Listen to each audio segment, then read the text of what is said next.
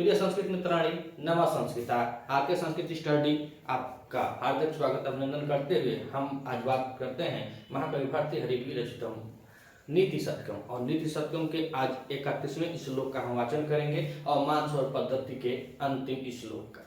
यह मान स्वर पद्धति थी और इस मान स्वर पद्धति में सभी स्वरमानियों के लिए, सम्मानित लोगों के लिए, जिसके बाद स्वरमान है, विमान है, ऐसे लोगों के लिए जिनका शान शौकत बरकरार रहे, ऐसे लोगों के लिए यह मान स्वर पद्धति में बतला रहे थे। और अब अंतिम श्लोक में या आर्या छंद में देखिए कवि जी क्या बतला रहे हैं कि सिंह शिशुरपि निपतति मद मलिन कपोल भित्तिषु गजेषु प्रकृतियं सत्वतां न खलु वै तेजसो हेतु।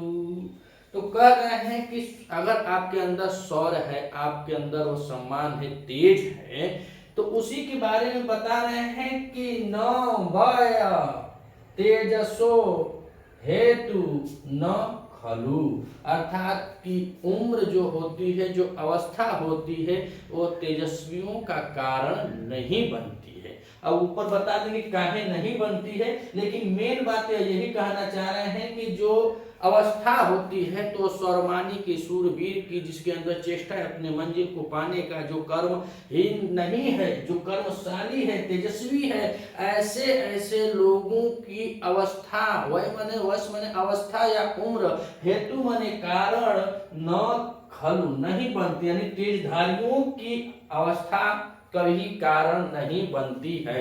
काहे नहीं बनती है? तो कह रहे हैं कि सिंह शिशु अपि, शेर का बच्चा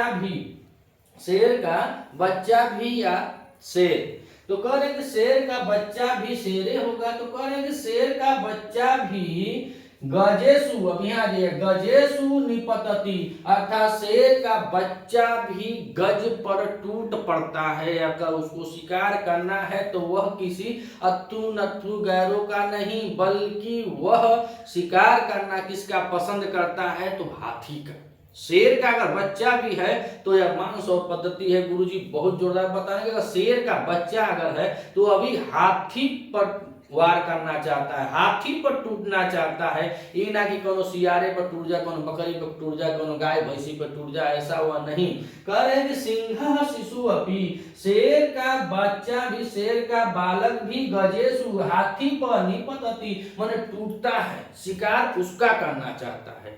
तब कोई पूछा कहीं शेर का अगर बच्चा है तो हाथी के बच्चे पर करना होता है, तो कह नहीं बे, ऐसी बात नहीं है। कह रहे हैं कि मद मलिन कपोल भित्तिषु, मद मलिन, जिसका मद बहता हो, और मद बहने से मलिन माने मलिन हो गया हो, कपोल भित्तिषु, जिसके मद बहने से यह सब धारी धारी उसके गाल पे पड़ गया हो, कपोल माने गाल, और मस्तक से जो मद बह रहा है वो जवान हाथी का, तो यह दोनों मलिन हो गया, गंदा मद लाइन खिंच गया हो गया, मलिन पड़ गया है। ऐसे जवान हाथियों को, तो जो सिंह का बच्चा भी है वह मद से मारते हुए हाथियों का शिकार करना चाहता है, या मद से मारते हुए हाथियों पर टूट पड़ता है शिकार करने के लिए। और कह रहे हैं कि प्राकृति इयम सत्वताम, जो प्राकृतिक इयम कह रहे हैं सत्वताम, अर्थात जो सत्वधारी होते हैं, जो सत्वताम होते हैं, जो सत्वशाली होते हैं, जो सत्व शक्तिमान होते हैं, प्रकृति इयम, इन्हीं का यह क्या है? स्वभाव है।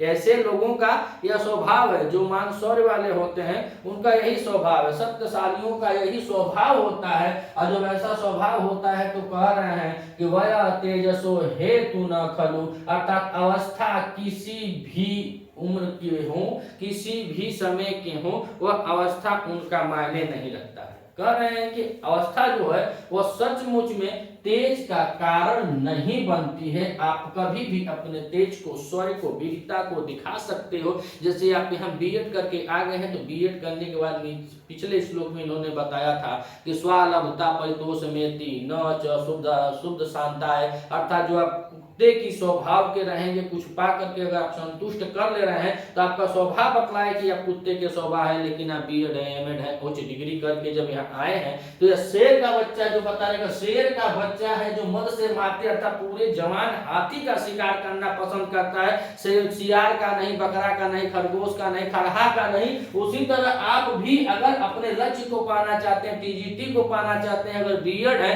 तो टीजीटी ही आपका लक्ष्य है, अन्यथा बीच में कोई आपका लक्ष्य नहीं हो पाएगा। उससे नीचे का बातें नहीं करना है, टीजीटी के नीचे की बात ही नहीं करना है। तो कह रहे प्रकृति नियम सत्ववान, जो सत्ववान होते हैं, जो सत्वधारी होते हैं, ऐसे शक्तिमानियों का यही स्वभाव होता है। और कह रहे वयस तेजसो हेतु न खलु, अवस्थाएं जो सचमुच में किसी का कारण नहीं बनती, किसी के तेज का कारण नहीं बनती है। अवस्था में किसी भी अवस्था में हो, 24-25 के हो तभी टीजीटी के लिए अगर आप बीएड है, अवेलेबल है, कोई 45 साल का है, 40 साल का है, अगर वो भी अवेलेबल है तो आप शेर हैं। और हम लोग संस्कृत जगत के शेर आपको माने जाएंगे। जो हम लोगों के गुरु हैं, कालिदास जी थे, बाणभट्ट जी हैं, भगवती जी हैं, या राजा भर्तृहरि जी हैं, या हम लोग को प्रोत्साहित कर रहे हैं कि कभी आप अपने से परितोष में संतुष्ट मत होइएगा, क्योंकि आप संतुष्ट हो जाएंगे तो आपकी सुधा भी शांत नहीं होगी और जीवन भर आप वही स्वान की भाषा में रह जाएंगे, सोचते रह जाएंगे, समझते रह जाएंगे। अगर आप इस चैनल पर नए हैं तो चैनल को सब्सक्राइब कीजिएगा। वीडियो अच्छी लगी तो वीडियो को लाइक कीजिएगा और ज़्यादा से ज़्यादा शेयर कीजिएगा। मिलते हैं अगले वीडियो में, तब तक के लिए नमः संस्कृत।